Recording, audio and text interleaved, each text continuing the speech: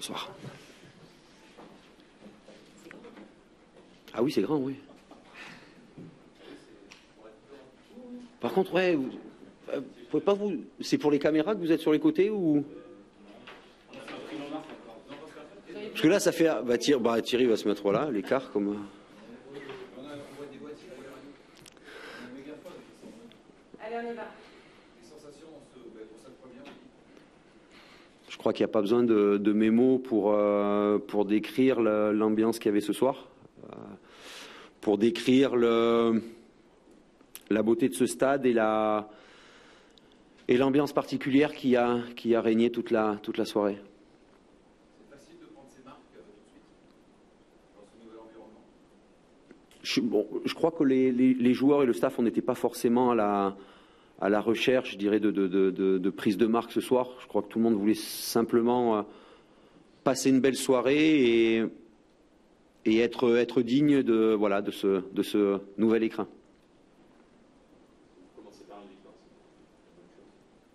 C'est important. C'est important. On avait fini la première partie de championnat avec une énorme gifle à domicile, ce qui nous avait un peu tous foutu nos vacances en l'air. Là, on part avec la sensation du travail fait. On pourrait toujours être plus gourmand et regretter certains passages dans la saison où on aurait peut-être pu accrocher mieux, mais moi, ce qui m'intéresse au-delà de la place, c'est aussi le nombre de points, parce que c'est ça qui reflète aussi, qui reflète la valeur d'une équipe. Et aujourd'hui, avec 63 points, je crois que c'est le meilleur résultat depuis 5 ans. Ce qui montre aussi que quelque part, les joueurs sont en progression. Et à mon avis, je pense que cette année, on a peut-être mis des bases solides pour l'année prochaine. Je ne sais pas si on peut viser plus haut, mais en tout cas pour essayer de réduire un petit peu tous ces passages à vide qu'on a pu avoir cette année. Avec la possibilité de Robert aussi, qui va se dessiner. Ça ne nous appartient plus. Ça appartient maintenant à d'autres équipes. Même si c'est vrai que on aura un œil attentif, ça reste du football et simplement que le meilleur gagne. C'est ton souhait.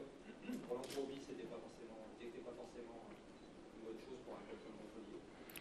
Je pense que si aujourd'hui je disais que c'était pas mon souhait de jouer la Coupe d'Europe, je pense que les joueurs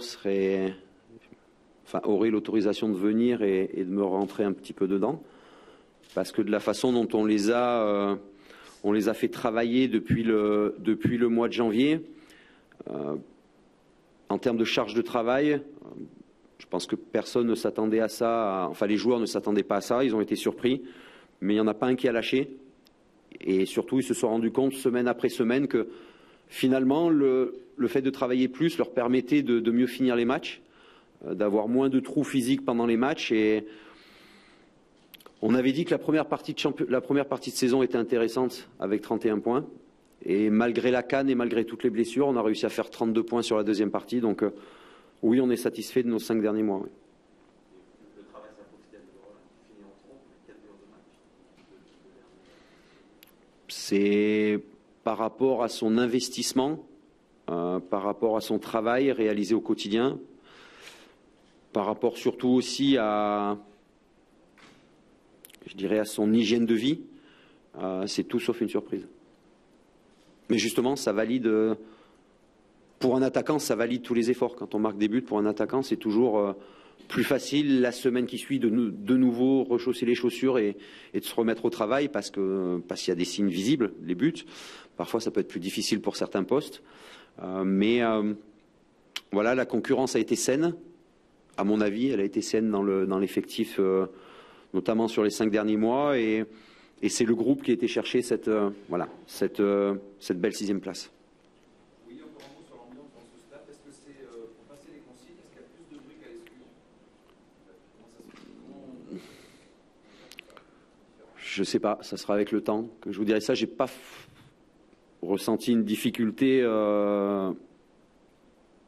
particulière pour passer les consignes. Même si c'est vrai quand même qu'il y a beaucoup plus de bruit. Mais tant mieux. Ça permet aux joueurs au moins de ne pas s'endormir. Est-ce qu'on a l'impression de changer de dimension dans quand même faire attention. Aujourd'hui, c'était le match inaugural. C'était la première, avec un stade plein. Tout était présent pour que la fête soit belle. Les joueurs ont été chercher la victoire pour que la fête soit encore plus belle. Maintenant, ça va être notre maison la maison des Girondins, pendant de longues années. Et c'est tellement un beau stade qu'il faudra le respecter à chaque match. Et on espère, par rapport à ce qu'on va, ce qu'on va produire, on espère simplement que le stade sera le plus rempli possible, le plus souvent possible, pour que justement il y ait des ambiances encore comme ce soir et que ça permette au club de franchir des étapes.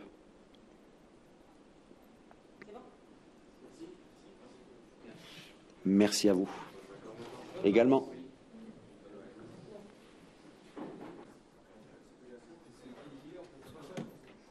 Messieurs, dames, même la salle, elle a grandi. Oh là là là. Oh, c'est bien ça.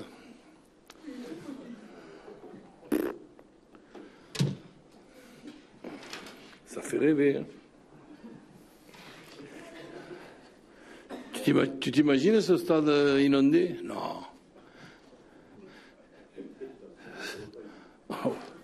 Bon, je pensais que c'était une grosse rivière aussi qu'il y avait.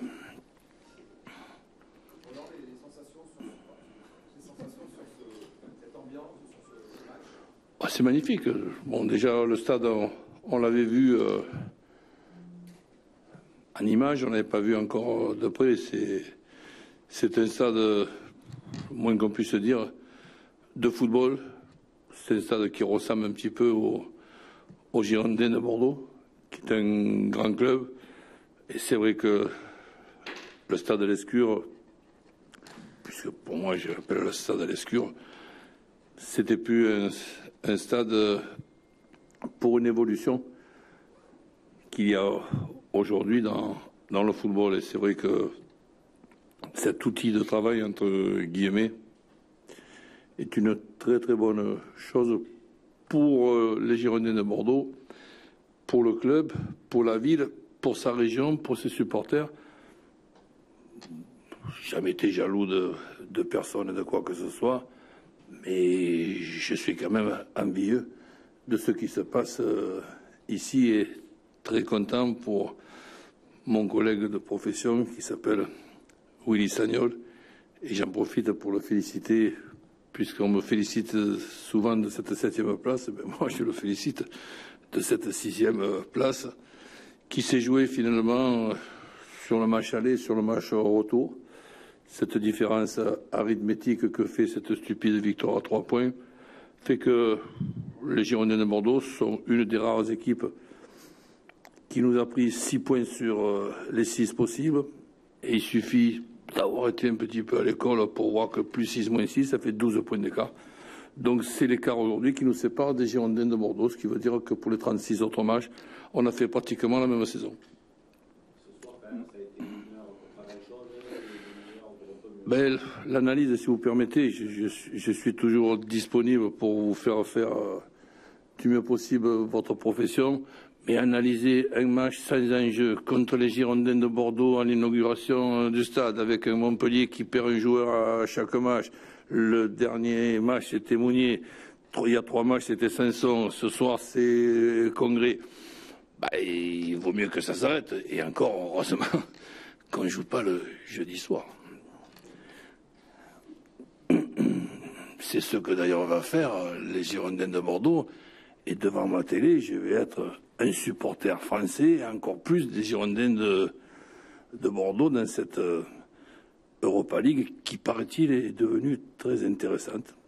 Ben, tant mieux pour ceux qui la jouent, mais tant mieux surtout pour ceux qui ont l'effectif de la jouer, ce qui est le cas pour les Girondins de Bordeaux et qui n'était pas le cas pour Montpellier.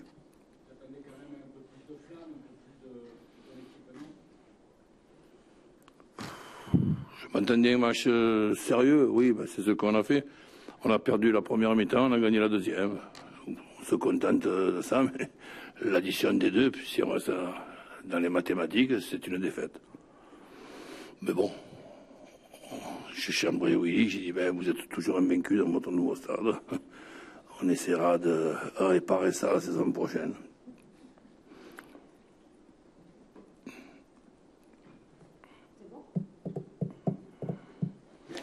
J'en profite pour vous souhaiter bonnes vacances à tous. Je ne sais pas si vous en avez autant besoin que moi, mais c'est le moins que je puisse dire. Merci.